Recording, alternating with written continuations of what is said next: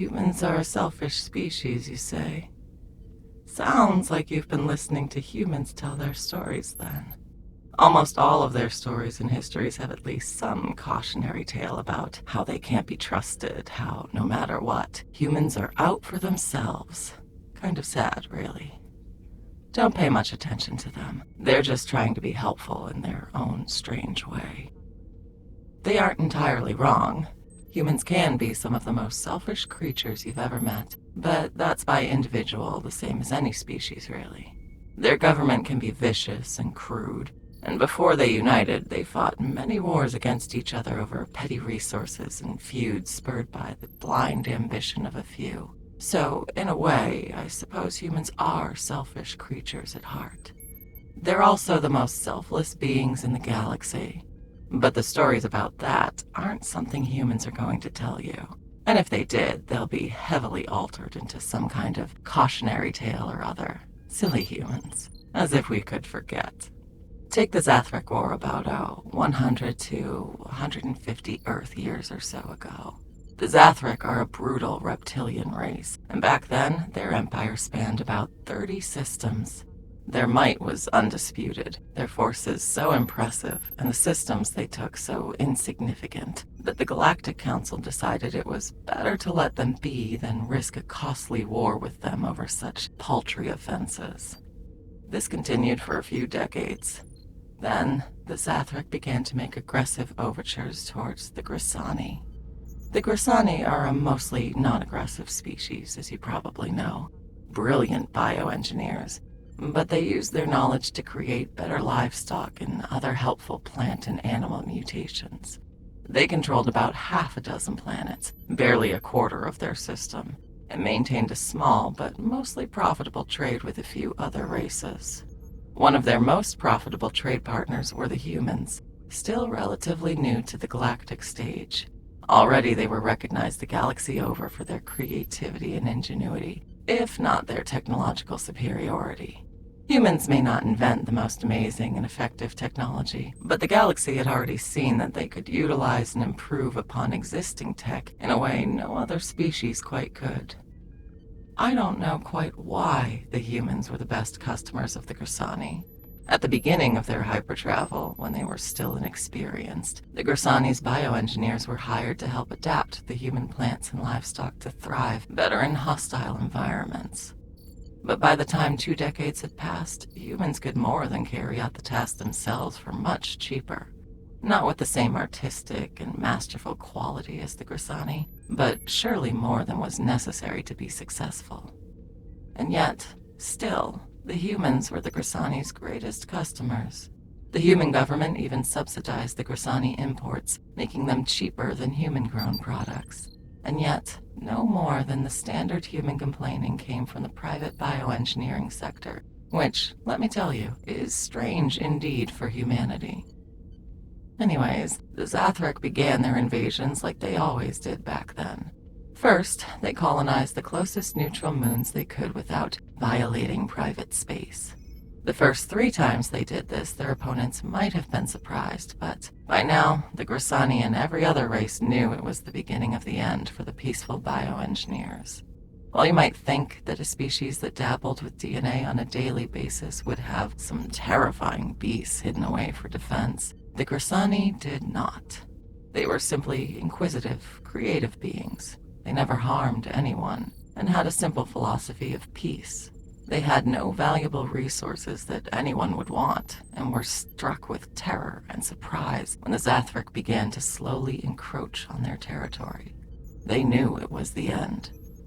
They decided to fight anyway, since their people would be killed or taken as slaves by the Zathrek in a cruel application of that species' survival of the fittest life philosophy and despicable religion. The poor, small creatures had few weapons and fewer trained soldiers, and a pitiful number of either of those could actually hurt the weakest of Zathrek's shock troops, let alone kill one. The Zathrek landed their first assault ships on the outlying Grasani stations about 3 cycles after they built combat outposts on those outlying moons. Their forces were an overwhelming amount of overkill, and they swept through the first few stations like they were paper. The whole endeavor took about 10 Grasani outposts in roughly 3 brutal weeks. The Grasani were shaking on their home planets and sent a begging plea to be allowed to surrender to the Zathrek. Their only reply was, "Fight as well as you can, and pray you don't embarrass those who are already dead. You'll be able to receive their judgment soon." It was in those first 3 weeks that the Zathrek made the mistake that would result in their loss of the war and their entire empire. Because during their 7th boarding of a Grasani station, a single human ship, piloted by their reporters, captured every single minute of the brutal slaughter caused by Zathrek warlust. They also caught the futile attempt to stem the inevitable by the small, underarmed force of Grasani.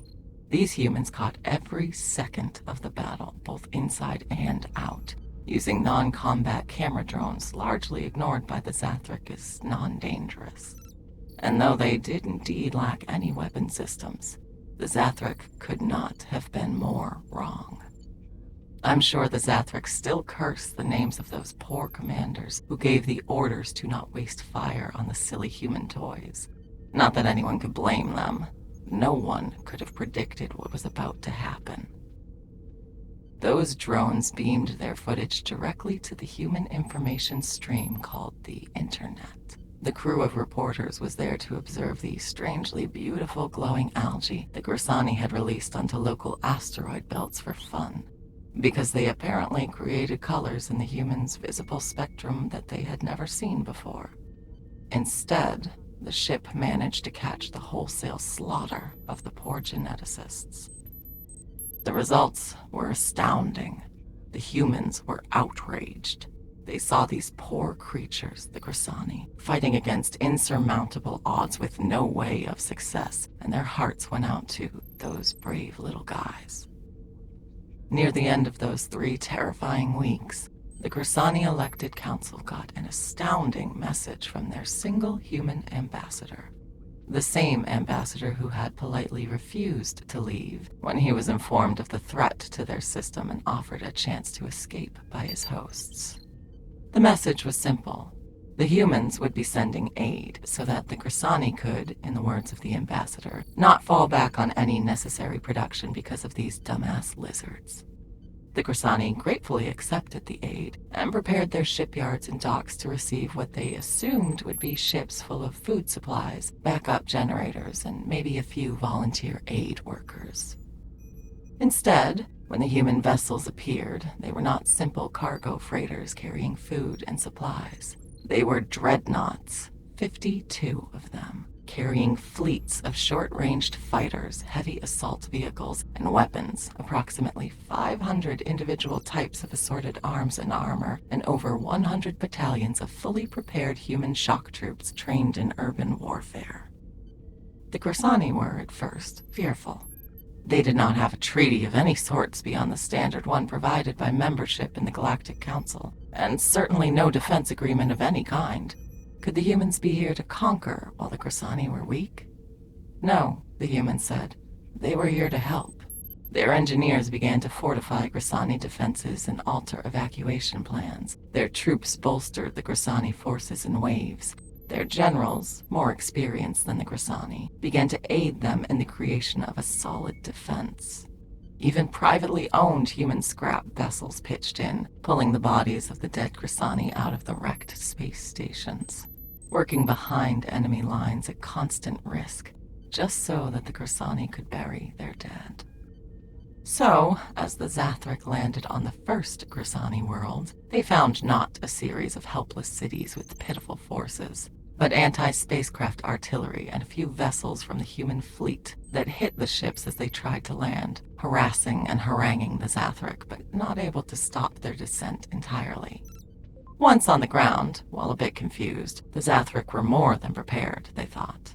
The Grasani may have had a little help and a few more ships than expected, but they were still the weak and cowardly beings they had been 3 weeks ago.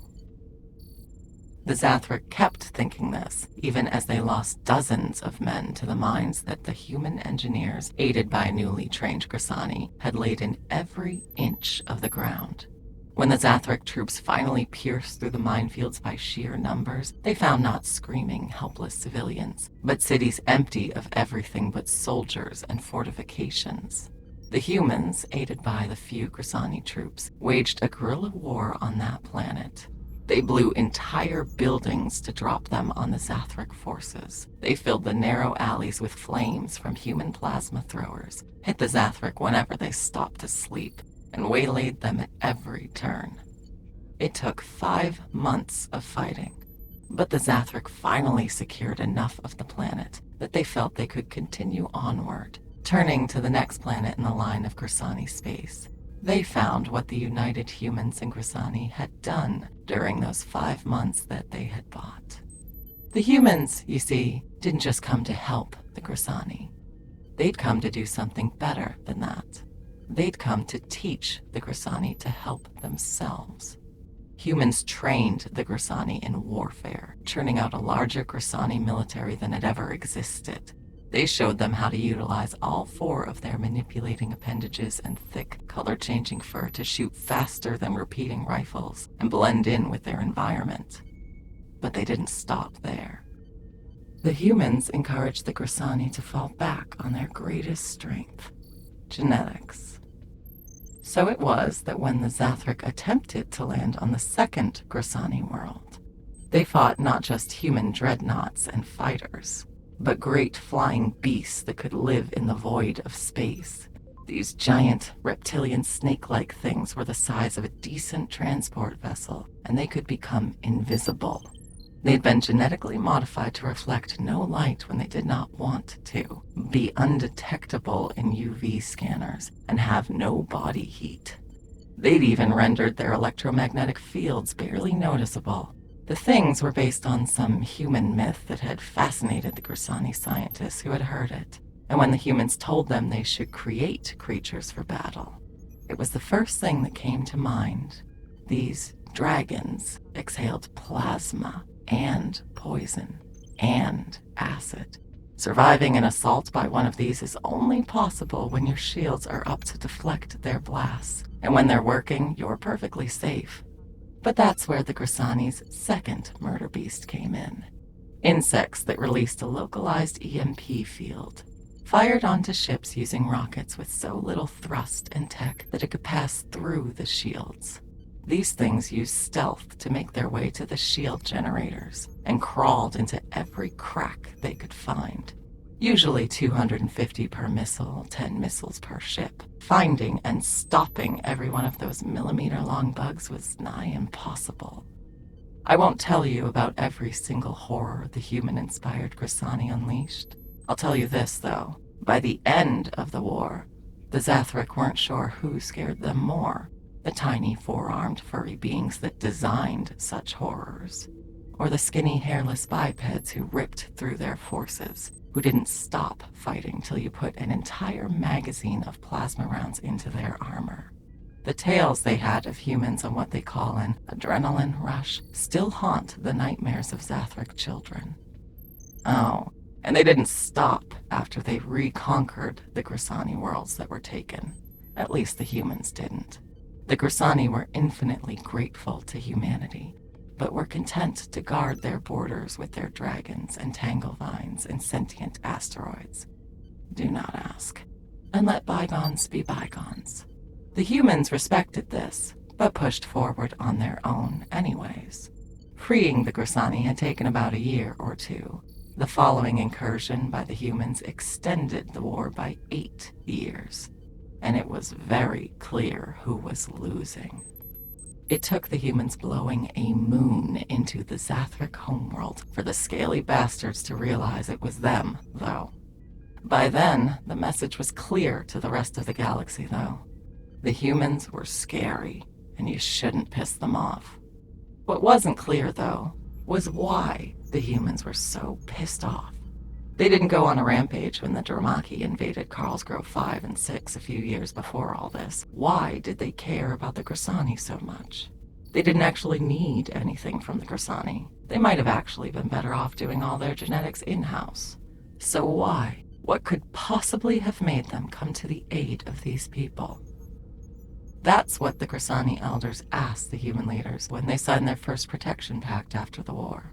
The human leaders looked puzzled by the questions. Apparently, to every human in the galaxy, the answer was obvious. You helped us, the humans said. When we were shipping our food to every planet and outpost straight from Earth, it was you who offered us a cheap way to feed our outposts. When we couldn't pay you, you took our credit. When we needed something custom-made, you didn't complain. You were happy to help. Very few human colonies don't owe their lives to Grasani work. Why wouldn't we come help our greatest friends? The Grasani were very surprised by this. Surely now, the humans and Grasani were stalwart allies. Grasani and humans trusted each other more than any other species in the galaxy after the war. But not before. Before, the Grasani were simply doing regular business. The humans paid them standard rates, and never failed to pay before their famine. And Galactic Coalition regulations had fair rules about giving credit. The Grasani had just been following the rules, nothing mighty or friendly. But to humans, that didn't matter. The Grasani products kept them alive. Too many humans had vivid memories of a four-armed furry being arriving on a planet and magically fixing the food problem.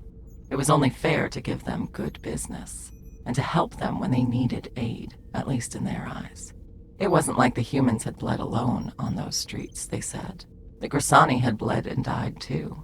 They'd just given them a little boost, and then taught the Zathrek why you shouldn't touch human friends. Basically the same as what the Grasani had done in their eyes. See, if you go back into human history, you'll see a number of wars where countries that had no treaties stick their noses in to help one side or another because they felt bad for them, or just wanted to see the little guy win. The humans say this is greedy, selfish. They need to leave conflicts that aren't theirs alone, not try to profit or make themselves look better. The Grasani don't say that, though. Or the Volcat when the humans helped them during the Cyrus Plague a few years later. Or the Garand when the humans helped end their civil war via their diplomats. Humans are just selfless like that. And they stick their noses in your business. And they don't like it when they see conflict or problems. I think that their warnings that they're selfish at heart are born from their selflessness. Humans have done things that they aren't proud of over the years. Things that are selfish in nature, and they want to make sure that no one gets burned or caught by surprise by what they fear is inevitable. But warning people of their faults at the detriment of popular opinion sounds pretty selfless to me. Not that it works very well. They don't tend to get away with it much nowadays. See, everyone hires humans to build their stuff, and they always insist on hiring Grasani geneticists for any bio work. Since humans don't trust anybody else, and most crap needs at least a bit of that nowadays.